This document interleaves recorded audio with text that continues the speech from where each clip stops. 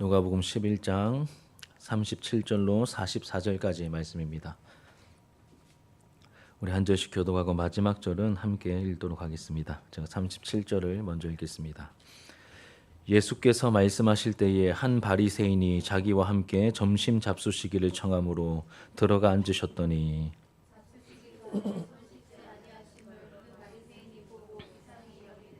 주께서 이르시되 너희 바리새인은 지금 잔과 대접의 겉은 깨끗이 하나 너희 속에는 탐욕과 악독이 가득하도다. 그러나 그 안에 있는 것으로 구제하라. 그리하면 모든 것이 너희에게 깨끗하리라.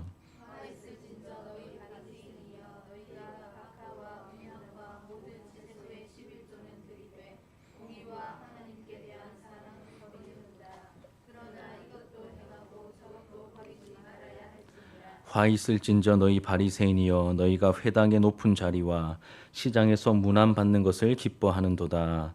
화 있을진저 너희여 너희는 평토장한 무덤 같아서 그 위를 밟는 사람이 알지 못하느니라. 아멘. 오늘 본문의 말씀으로 진짜 중요한 것을 놓치지 않는 신앙이라는 제목으로 하나님 말씀 증거하겠습니다. 부제목은 나를 섬기지 말고 하나님을 섬깁시다입니다. 기적을 경험할 때와 같은 충격을 예수님이 손 씻지 않는 행동에서 받았다는 겁니다. 우리의 어떤 배경으로는 이해가 잘 안 되지만 이 문화 속에서는 예수님이 손 씻지 않고 밥을 먹은 것은 굉장히 충격적인 행동이었다는 뜻이죠.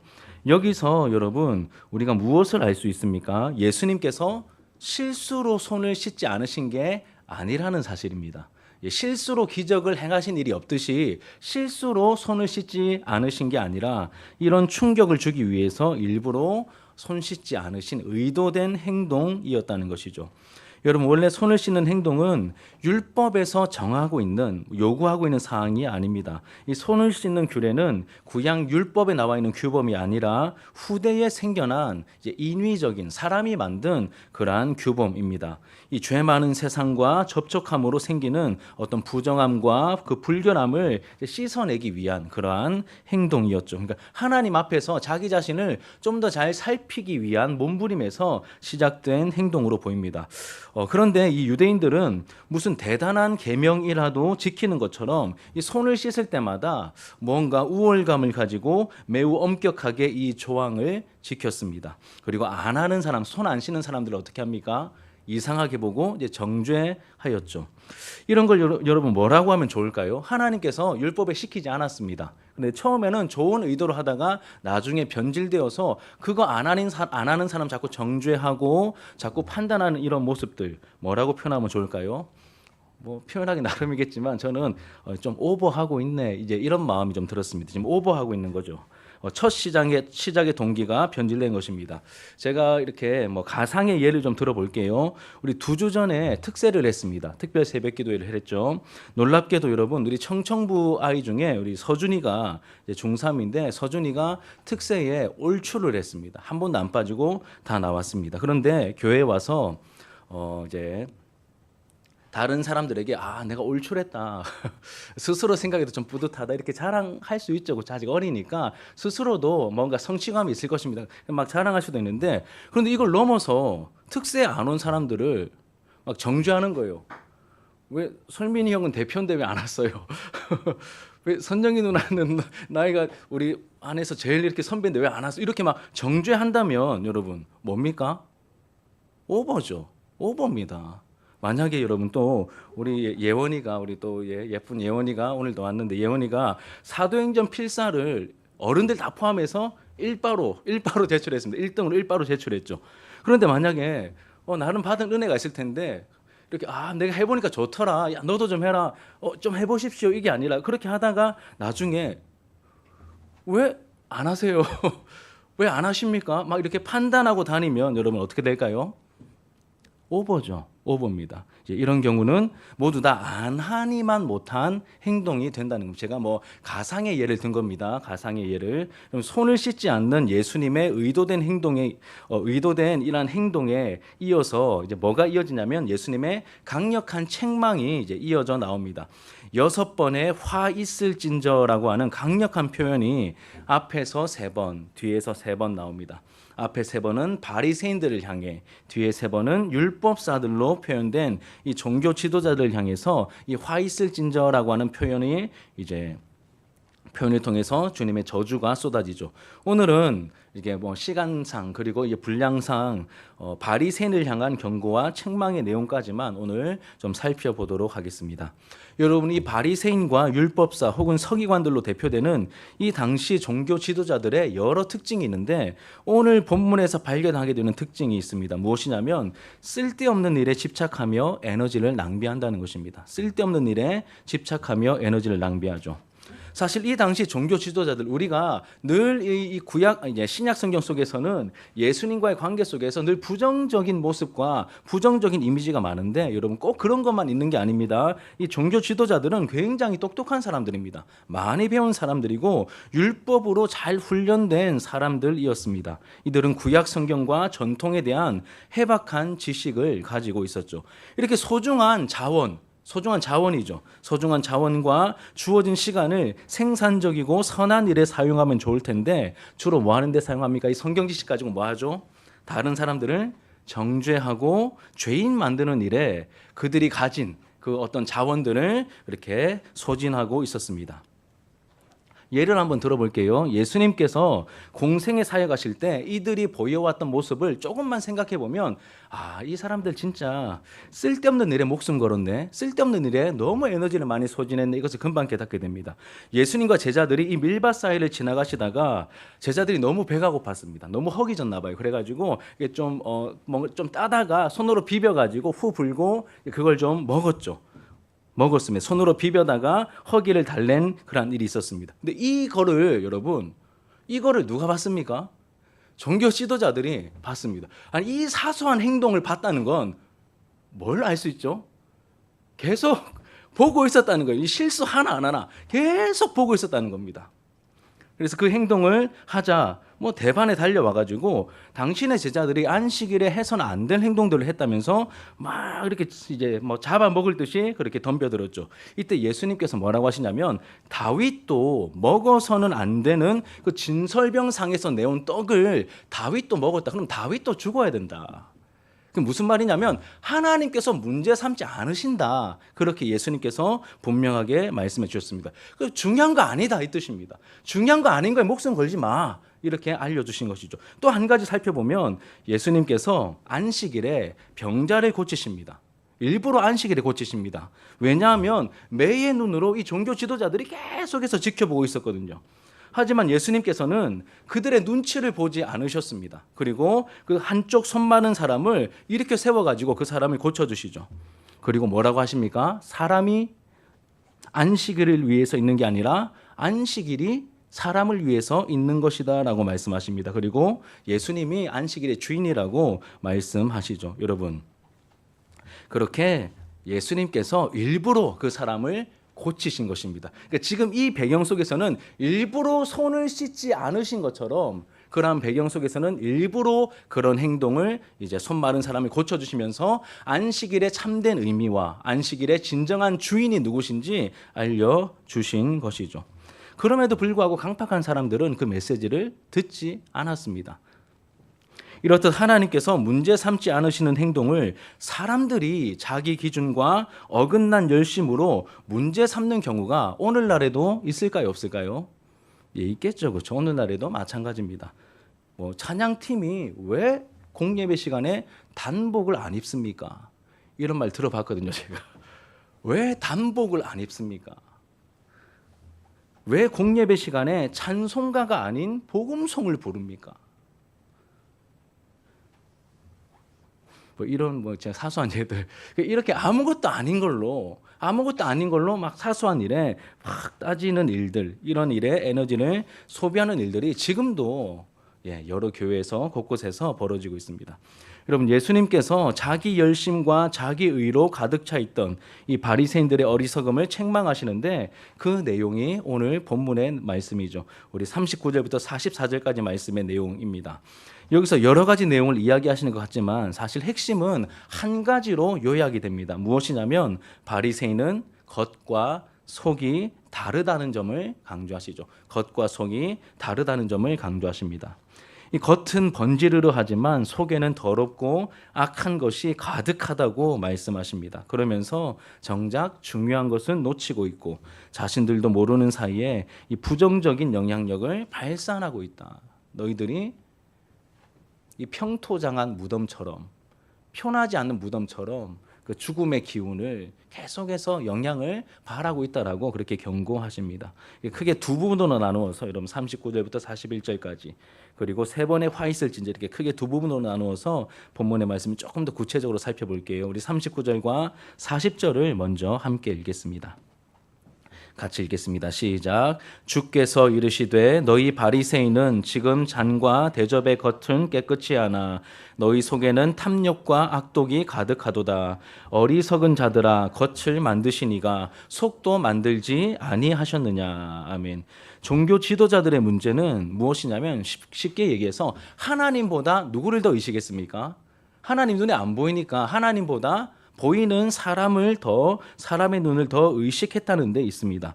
그러니 하나님께서 보시는 중심보다, 이런 표현 많이 들어보셨죠? 하나님은 중심을 보신다. 이 중심을 보시는 하나님보다 사람들은 겉을 보기 때문에 겉을 가꾸는데 더 많이 신경을 쓰고 에너지를 그렇게 이제 허비했던 것이죠. 이렇게 우리 속마음을 하나님 앞에서 살피는 일을 놓치면, 여러분, 하나님 앞에서 우리의 속마음을 살피는 일을 놓치면 우리의 속에 뭐가 가득하게 될까요? 선한 것, 좋은 것이 가득하게 될까요? 천만의 말씀입니다. 저절로 그런 일들은 생기지 않습니다. 탐욕과 악독이 생기고 점점 가득 차게 된다라고 말하고 있죠. 탐욕은 여러분 이런 뜻입니다. 뭐 강탈하다, 착취하다, 이게 탐욕의 뜻이고, 악독은 어떤 시기심, 악한 성품, 이런 뜻을 가지고 있습니다. 여러분, 죄악된 우리의 본성의 자연스러운 모습이죠. 내 속을 살피며 죄를 죽이는 삶을 살아가지 않으면, 여러분, 나 자신의 이 내면, 이제 겉만 우리가 주로 많이 꾸미는데 그게 아니라 우리 속을, 내 안에 있는 이 속 내면을 살피지 않으면, 죄를 죽이는 삶을 살아가지 않으면 부정하고 나쁜 것들이 우리 안에서 자라게 됩니다. 우리의 성향과 본성 자체가 이제 죄악된 성향을 가지고 있기 때문입니다. 가만히 방치하면 자랍니다. 솔직히 말씀드리면 엄청 잘 자라죠. 엄청 잘 자랍니다.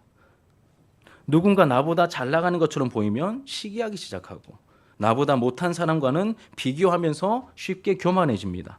시기하고 질투하는 마음엔 세상 것으로 채우려고 하는 탐욕이 자리 잡기 시작하죠. 그런데 세상 것들에 대한 욕심은 우리 마음을, 여러분, 세상 것들에 대한 욕심은 우리 마음을 공허하게 만듭니다. 그 공허한 마음을 채우기 위해서 탐욕스럽게 행동하죠. 이렇게 하나님 앞에서 중심을 살피지 않고 사람들 앞에서 겉만 가꾸는 모습을 보면서 예수님께서 뭐라고 하십니까? 어리석은 자들아라고 하십니다. 이제 겉만 꾸미고 이 내면을 가꾸지 않는, 자기 자신의 내면을 살피지 않는 그러한 사람들, 이 바리새인을 향하여서 어리석은 자들아라고 질타하십니다. 그럼 잠언의 배경에서 어리석은 사람, 제가 여러 번 말씀드렸는데 이런 뜻입니다.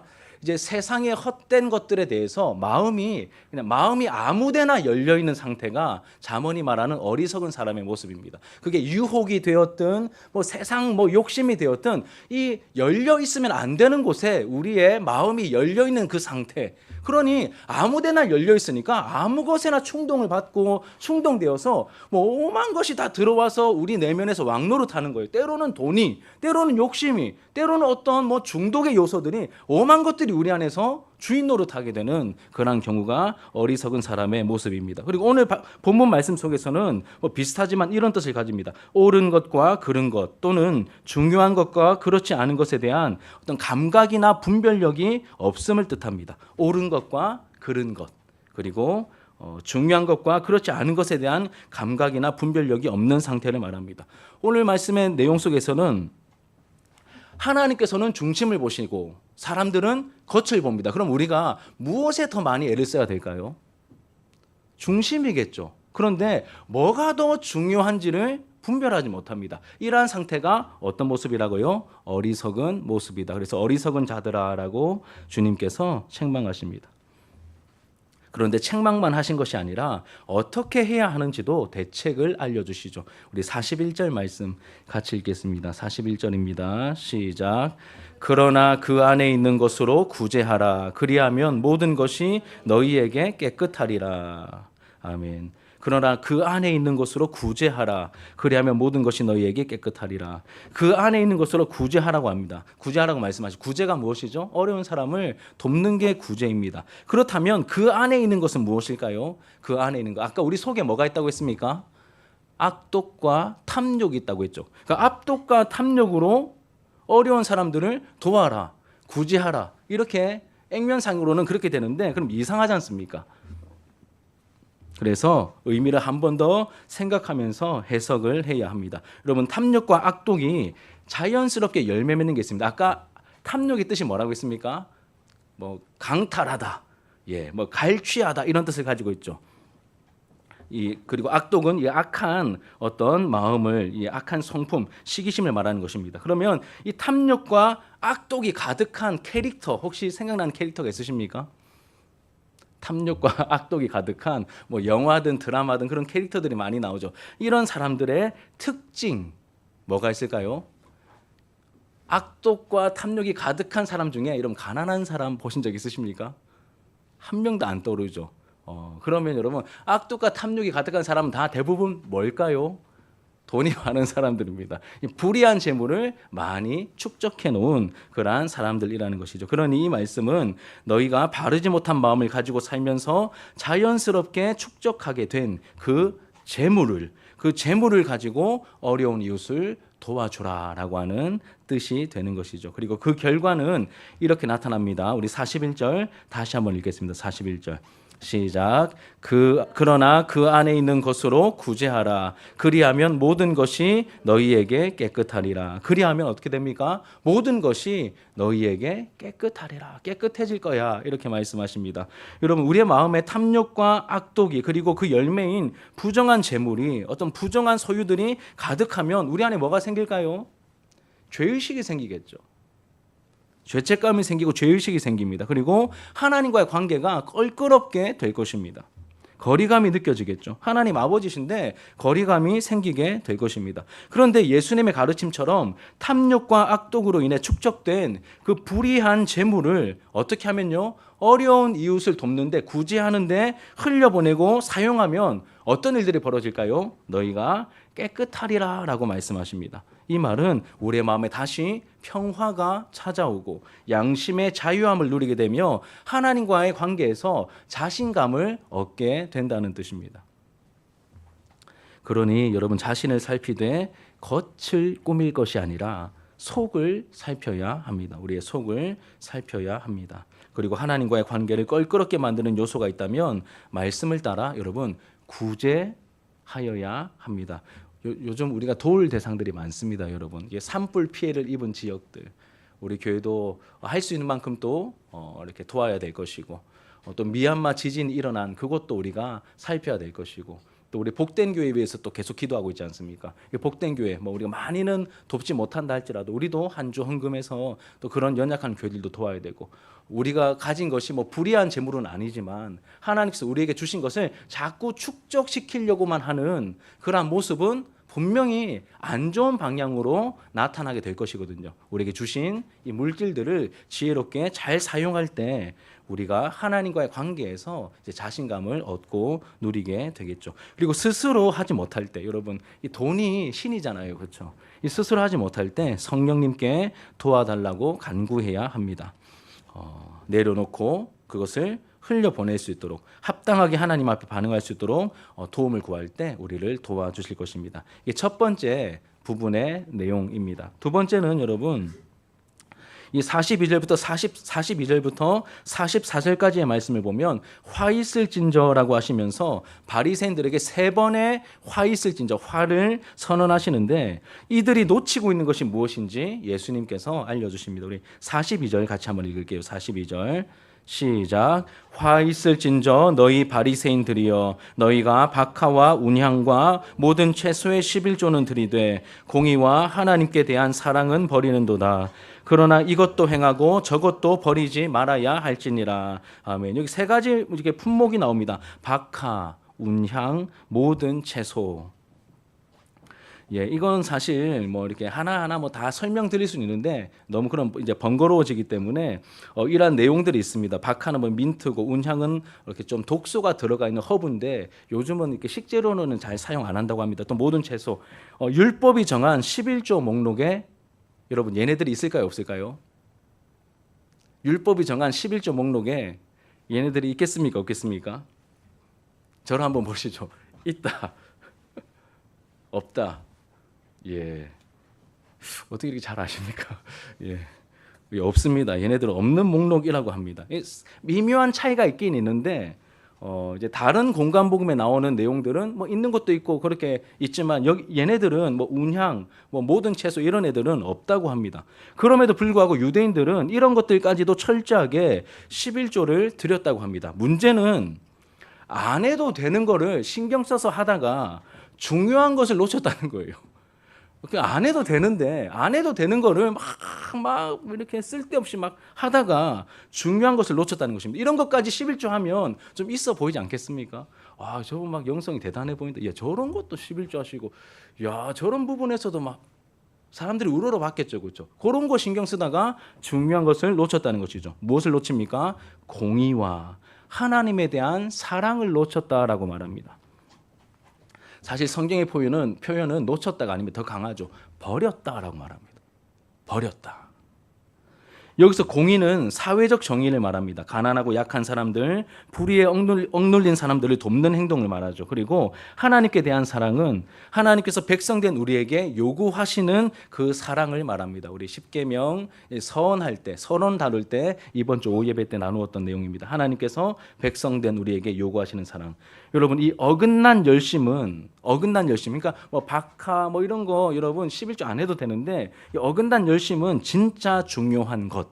다시 말하면 하나님께서 정말 중요하게 여기시는 것을 어떻게 만듭니까? 놓치게 만들죠. 놓치게 만듭니다. 뭐가 더 중요합니까? 그런 이렇게 11조를 더 막 철저하게 더 많이 내는 것. 이거를 여러분 뭐 이렇게 이거 잘못됐어 이렇게 말할 수는 없습니다. 하나님을 향한 나름의 중심이 있을 수 있거든요. 그런데 요거 하다가 뭘 놓쳤다고요? 정말 중요한 신앙의 본질을 놓친 겁니다. 공의로운 삶. 그리고 하나님을 향한 그 사랑을 놓치고 있다는 것이죠. 그럼 처음에는 놓칠 수 있습니다. 그런데 시간이 지나면 놓치고 있는 그 사실에 대해서 무뎌집니다. 그리고 나중에는 뻔히 보이는데 그냥 지나칩니다. 이게 제가 적어놨죠. 버리는 도다의 뜻입니다. 파레르코마이라고 하는 단어인데 지나치다, 피하여 가다 이런 뜻입니다. 처음에는 놓치는데 나중에는 보면서도 안 챙기는 거예요. 다시 말하면 버린다는 뜻이죠. 그래서 예수님께서는 이것도 버리지 말고 저것도 취하라며 신앙의 균형을 말씀하십니다. 여러분, 우리의 본성은 한쪽으로 치우치면 편합니다. 그런데 그렇게 하지 말고 11조 하지 말고 그냥 중심만 잘 지켜 이렇게 말씀 안 하십니다. 이것도 버리지 말고 저것도 행하라고 하십니다. 두 개가 함께 가야 한다라고 말씀하십니다. 그러니까 형식적인 이 예배와 그리고 우리의 중심이 살아있는 어떤 삶의 현장에서 삶을 살아가면서 드리는 예배, 이 두 가지가 함께 가야 한다는 뜻이죠. 균형이 중요합니다. 우리 43절 계속해서 읽겠습니다. 43절 시작. 화 있을진저 너희 바리새인이여 너희가 회당의 높은 자리와 시장에서 문안받는 것을 기뻐하는도다. 여러분, 바리새인들이 정말로 원했던 것은 하나님의 임재와 그분이 영광 받으시며 그분이 나를 칭찬해 주시는 것이 아니었던 것 같습니다. 말로는 이렇게 했을 것 같은데 실제로는 아니었던 것 같습니다. 이 속보다, 이 내면보다 겉을 더 중요하게 여기는 신앙은 결국 어떻게 이어질까요? 사람들의 칭찬과 인정을 갈구하는 모습으로 나타납니다. 여러분, 누군가의 칭찬과 인정을 받고 싶어하는 욕구가 이 사람의 가장 큰 욕구 중에 하나래요. 저도 신학교 다니면서 배운 건데, 근데 그렇게 보니까 굉장히 일리가 있더라고요. 칭찬을 받고 싶어하고 사람들의 눈에 띄고 싶어하고 이러한 어떤 인정을 갈구하는 그런 욕구가 사람들 안에 다 있죠. 그래서 이 바리새인들이 하나님을 놓치고 하나님을 버리고 어떻게 합니까? 회당의 높은 자리와 시장에서 문안받는 것이라고 표현된 사람들의 칭찬과 인정을 얻고자 지금 되게 막 마치 이제 발정난 강아지처럼 막 그렇게 행동하고 있는 모습을 우리가 이렇게 떠올리게 되죠. 이 높은 자리에 여러분 높은 자리에 앉아 있으면 어떨까요? 내가 잘 보일 뿐만 아니라 다른 사람도 잘 보이겠죠. 다른 사람들이 잘 볼 수 있는 자리가 높은 자리입니다. 또 사람들이 많은 그런 시장을 돌아다니는데 여러분 사람들이 알아보고 자꾸 인사하는 거예요. 근데 인사하는 수준이 아니라 막 이렇게 알아보면서 유명하신 분이네요 하면서 막 같이 막 셀카 찍자고 하고 막 사인 한 장 해달라고 하고 하면 여러분 얼마나 기분이 좋겠습니까? 사람들이 알아보고 막 문안 인사하고 그러면 기분이 좋겠죠. 이런 것들을 지금 은밀하게 마음속으로 이렇게 추구하고 있다는 것입니다. 제가 가끔 이렇게 외부 집회 설교를 제가 가잖아요. 이렇게 부족한데 이렇게 불러주셔서 가는 경우가 있습니다. 그러면 이제 저는 제가 생각해도 제가 너무 택도 아닌데 살짝 저를 이렇게 좀 우러러 보는 분들이 종종 계십니다. 그럼 와서 막 사진 찍자고도 하시고 연락처도 좀 달라고 하세요. 그럼 제가 아이고 참 별일이다 야 이렇게도 그렇게 여기는데 마음이 이상해집니다. 그런 대접을 받으면 진짜 지가 뭐 되는 것처럼 여기서 지는 저를 말하는 겁니다. 뭐 되는 것처럼 그럼 우쭐 내고 싶은 마음이 사람이니까 생깁니다. 이 정신 바짝 차려야 하는 것이죠. 여러분 우리가 무엇을 원하는지 진짜 무엇을 기뻐하는지 가장 깊은 곳에 뭐가 있는지 우리의 마음의 깊은 곳을 살펴야 합니다. 여러분 기뻐하도다 할 때 이 기뻐하도다 제가 프린트에 적어놨죠. 아가파오라고 하는 단어인데 많이 들어보지 않았습니까? 아가페하고 비슷하죠. 아가파오입니다. 어근이 같은데 어떤 일이 이루어지기를 간절히 열망하는 것 이것이 기뻐하도다. 그러니까 이 바리새인들이 뭘 간절히 열망합니까? 뭘 기뻐하고 있습니까? 말로는 하나님 영광 받으시길 원합니다. 다 하나님이 하셨고 모든 영광이 하나도 남김없이 하나님께 올려지길 원합니다. 이런 기도문을 얼마나 많이 알고 많이 외쳤겠습니까? 많이 올려드렸겠습니까? 공적으로 사적으로. 그런데 그들의 마음에 정말로 열망하고 기뻐하는 것이 무엇이라고 말하죠? 너희 바리새인들이여 너희가 회당의 높은 자리와 시장에서 문안받는 것을 진짜 원하고 있구나. 중심을 보시는 예수님께서 적나라하게 그들의 마음을 꿰뚫으시면서 말씀하고 있습니다. 그럼 여러분 질문입니다. 저도 스스로에게 질문해 봤거든요. 신앙생활하면서 그리고 영혼을 섬기면서 여러분들이 정말로 기뻐하는 것, 여러분들이 정말로 원하시는 것은 무엇입니까? 신앙생활 열심히 하시면서 여러분들이 정말로 원하시는 것이 무엇입니까? 정말 하나님 한 분 오롯이 바라보며 주님 영광 받으시길 원합니다. 이 소원을 혹시 가지고 계십니까? 뭐 그럴 수도 있습니다. 너무 감사한 일이죠. 그런데 혹시 다른 은밀한 어떤 인간적인 생각과 인간적인 욕구를 가지고 계십니까? 그런 경우 있거든요. 집사 직분, 뭐 권사 직분, 뭐 이렇게 다른 직분을 받고 싶어서 그런 경우들이 얼마든지 있습니다. 또 사람들의 칭찬과 인정을 받고 싶어서 사람들 눈에 한번 뜨이고 싶어서 이런 행동을 할 수 있는 것이죠. 내가 하나님을 향하고 있고 또 하나님의 칭찬과 기쁨을 구하고 있는지 우리 자신을 잘 살펴야 합니다. 우리 마지막으로 44절 같이 읽고 이 내용 보겠습니다. 44절 시작. 화 있을진저 너희여 너희는 평토장한 무덤 같아서 그 위를 밟는 사람이 알지 못하느니라. 평토장한 무덤은 눈에 보이지 않는 무덤이라는 뜻입니다. 눈에 보이지 않는 무덤. 여러분 민수기 19장 16절에 보면 이런 구절이 있습니다. 예, 우리 같이 한번 읽어볼까요? 민수기 19장 16절 시작. 누구든지 들에서 제가 오타를 냈는데 저도 이렇게 보니까 뭔지 모르겠습니다. 여하튼 누구든지 들에서 죽은 자나 시체나 사람의 뼈나 무덤을 만졌으면 이래 동안 부정하리니. 뭐 죽은 자나 이제 시체나 사람의 뼈나 이제 무덤을 만졌으면 부정해집니다. 며칠 동안 부정해집니까?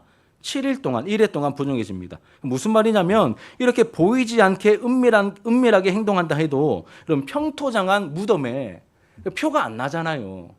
평토장한 무덤에 우리가 내가 모르고 그 위를 지나가는 거예요. 그냥 그 땅처럼 보이니까 그냥 지나가는 겁니다. 시체가 있는 줄 모르고 거기 지나가면 몰랐음에도 불구하고 뭐가 있다는 것입니까?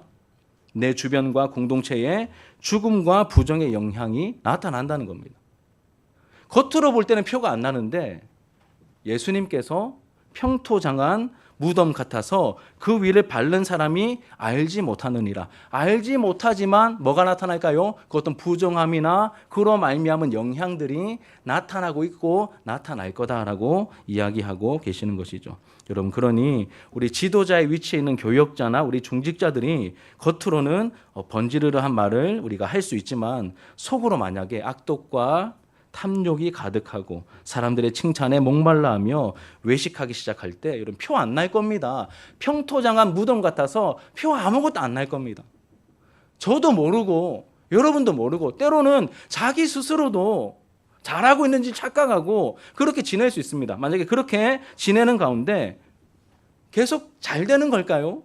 계속 깨끗해져 가는 걸까요? 하나님께서 원하시는 모습으로 점점 그렇게 가는 걸까요? 그렇지 않다라고 말하죠. 부정한 영향이 나타나게 될 것이고 부정한 영향을 받게 될 것이다라고 말합니다. 모두들 자기 위치에서 자기 영향을, 여러분 앞에 있는 담임 목사가 은근히 은밀하게 막 칭찬받으려 하고 막 여러분들로부터 막 뭔가 막 환호를 받으려고 하고 이런 은밀한 목적을 가지고 제가 계속 사역한다면 그게 표가 당장에 안 날지 몰라도 나중에 어떻게 될까요? 오늘 말씀에 따르면 은근히 그 영향이 나타나서 조그만 아이들도 막 자기를 막 드러내고 나타나기 시작하고 이상한 일들이 나타난다는 거예요.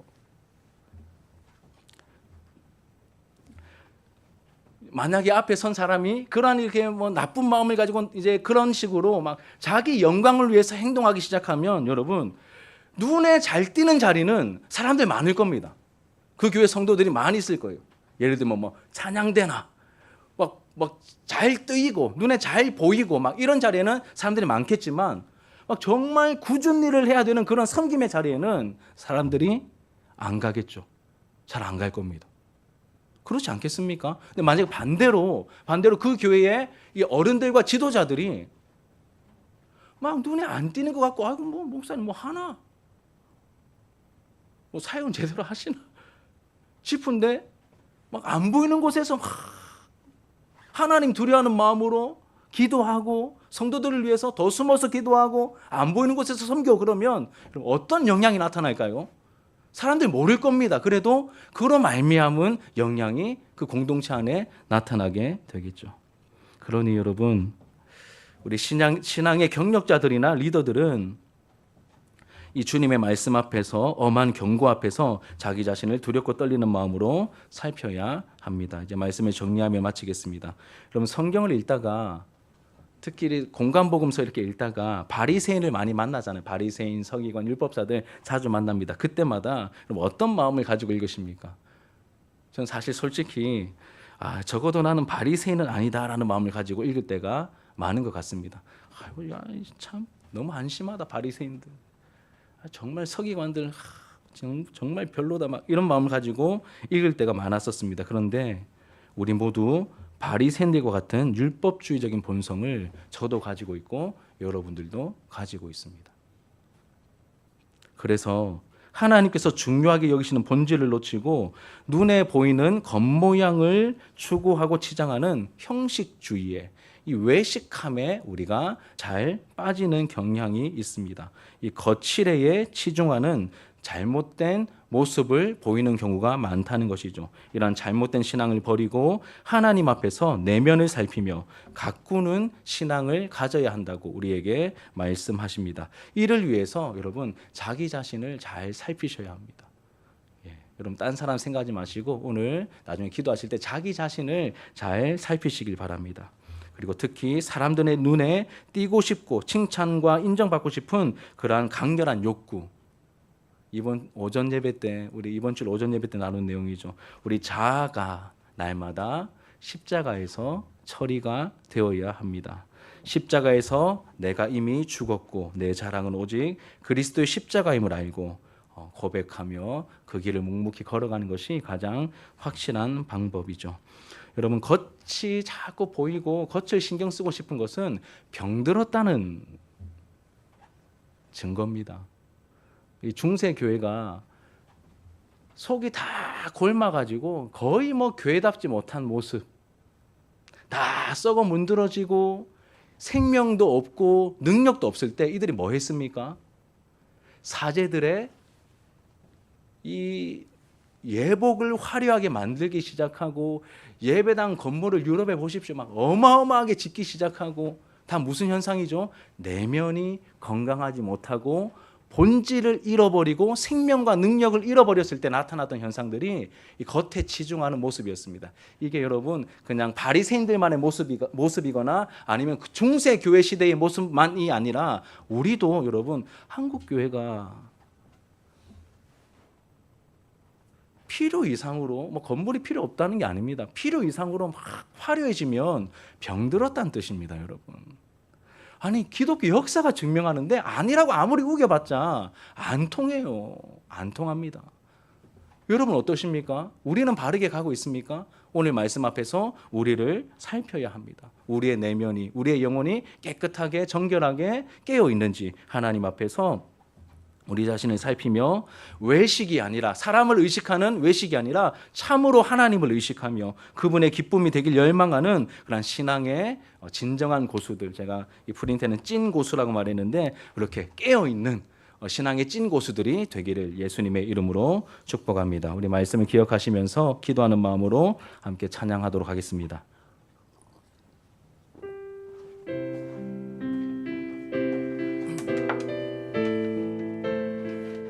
우리 자신을, 나 자신을 살피는 마음으로 함께 찬양합시다. 언제나 내 모습,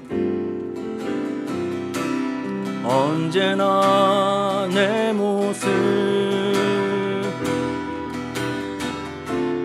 너무나 부끄러워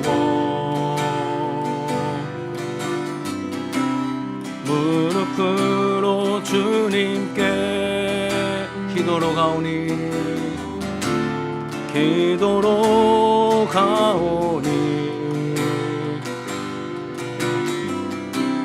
나 홀로 서 있는 죽은 내 영 깨우사 주님만 나를 세워 내 영 살게 하소서 주님 내 안에 주님 내 안에 내 안에 계시고 주님 내 안에 주님 내 안에 나를 세워주소서 언제나 내 모습 언제나 내 모습 너무나 부끄러워 너무나 부끄러워 무릎으로 주님께 기도하며 갑니다. 기도로 가오니 나 홀로 서 있는 죽은 내 영 깨우사 주님만 나를 세워 내 영 살게 하소서 주님 내 안에 주님 내 안에 내 안에 계시고 주님 내 안에 주님 나를 세워주소서. 우리 한 번 더 찬양합시다. 언제나 내 모습, 언제나 내 모습 너무나 부끄러워. 무릎으로 주님께 기도로 가오니 나 홀로 서 있는 주님, 죽은 내 영 깨우사 주님만 나를 세워 내 영 살게 하소서. 주님, 주님 내 안에, 주님 내 안에, 내 안에 계시고, 주님 내 안에, 주님 내 안에 나를 세워주소서. 살아계신 성령 날 붙드소서. 날 붙드소서. 살아계신 성령 날 살피소서. 날 살피소서. 채우소서. 채우소서.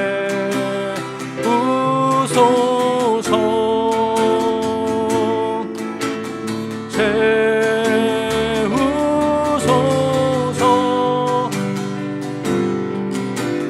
성령 하나님 새롭게 하소서. 살아계신 성령님, 살아계신 성령님 날 붙드소서.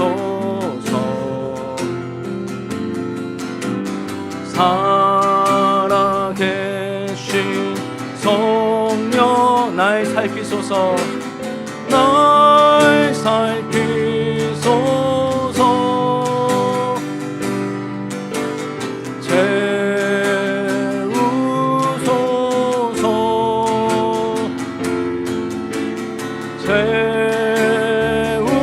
채우소서. 성령 하나님, 성령 하나님 새롭게 하소서. 채우소서. 채우소서.